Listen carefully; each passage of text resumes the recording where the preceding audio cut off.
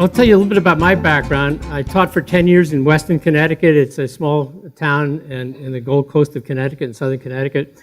I taught government. I taught American history. I was a head soccer coach, head of the teachers union, so my candle was burning pretty bright at both ends. So I decided to take a leave of absence. So I packed my family on a plane. We came out to California. I was going to just take some courses at Stanford, sort of a walk-on.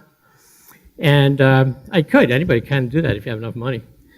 And so I started taking courses at the School of Education, and I realized, because I wasn't in a degree program, that I couldn't get any GI Bill that I had didn't work. I had to be in a program. So I was there for about a month, and I asked one of the professors, please get me in something, because I'm going to starve to death here. So he got me in a master's program at Stanford in administration and policy analysis. And about 4 months later, another professor came up to me, Dick Gross. He said, Paul, would you like to stay on for your PhD? So by that time, we'd gone through one summer with no mosquitoes and one winter with no snow. And those of you who've experienced that know what I'm talking about. So we stayed here. And after I finished my PhD at Stanford, I decided to get a job in the schools. I got a job in the South Bay, where I was assistant principal of a brand new high school. My job was curriculum instruction. And one of my jobs in curriculum instruction was to head the guidance office, and one of those jobs was to have a financial aid night at the school. I didn't know anything about financial aid, so I would get somebody from a local community college or somebody from San Jose State every year to give a financial aid night, and we'd pack them in. There wouldn't be an empty seat in the house. There'd be 300 or 400 people would come into the auditorium and say, oh, I'm going to figure out how to pay for Stanford tonight. And the person would talk for about an hour. Well, I'll distill what they heard in an hour in about 10 seconds. The person would say, I'm here to tell you about financial aid for college, but I need to tell you something. If you make more than $45,000 adjusted gross income, if you own a home in the Bay Area, and if you have fewer than 6 kids, you're probably not going to qualify for financial aid, but here's the form, be sure to use a black pen. Oh. So people, you can see they came in thinking Stanford and left thinking State or community college. And I did that for 6 years. I didn't know I was doing anything wrong. So I left there and I became principal of the high school right up the road, Gun High School. I did the same thing there, getting some outside speaker. And then I decided I had enough of night meetings, so I decided to go into the private sector. And I found out that some things about financial aid.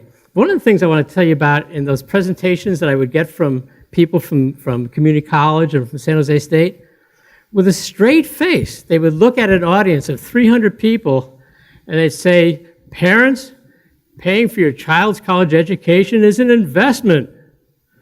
Well, I don't know about you, but where I come from, an investment means you have a chance of getting your money back.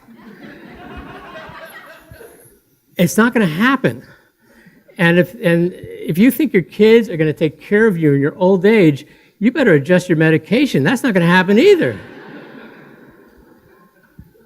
And one of the other things, this is what we think sometimes as parents. If we sacrifice everything on behalf of our kids, there's a special place in heaven. I got a flash for you. If there is, it's called Stupid Corner. Don't go there. So we have a lot of things to talk about here, and one of the things I want to talk about, I'll be talking about financial aid. That's the easy part, and I'll tell you how to navigate that system. And then I want to talk to you about, that's the hard part, is covering the costs that aren't covered by financial aid. I think when you understand some of your options, maybe some of you will leave this auditorium tonight feeling a little more relaxed and say, yeah, it's not going to be easy, but I think I can do it. Because as you're going to discover that once you find out how to pay for college, suddenly college options begin to have an upgrade. Because I'll show you later on, it doesn't matter what it costs, because it may cost you the same to send the kid to a $60,000 a year school as it would to send him to a $12,000 a year school. So stay tuned for that kind of stuff. But after I left Gun High School, I was looking for a job. I poked my head into a place in Burlingame. I said, what do you guys do here? He said, well, we help people with college financial aid. I said, how do you make money doing that? And he said, hey, Paul, the financial aid system is brought to you by the same folks who brought you the 1040. I said, maybe there's a target of opportunity, and indeed there is. So I worked with them for a couple of years, but what they used to do is they would use the financial aid system to sell financial products, and I felt that was an inherent conflict of interest. So I went out on my own, and I've been helping families literally around the world kind of deal with college costs. And I also do some stuff in college admissions, because I found myself saving people all kinds of money at inappropriate schools, and I've had some experience in admissions, so I do that as well.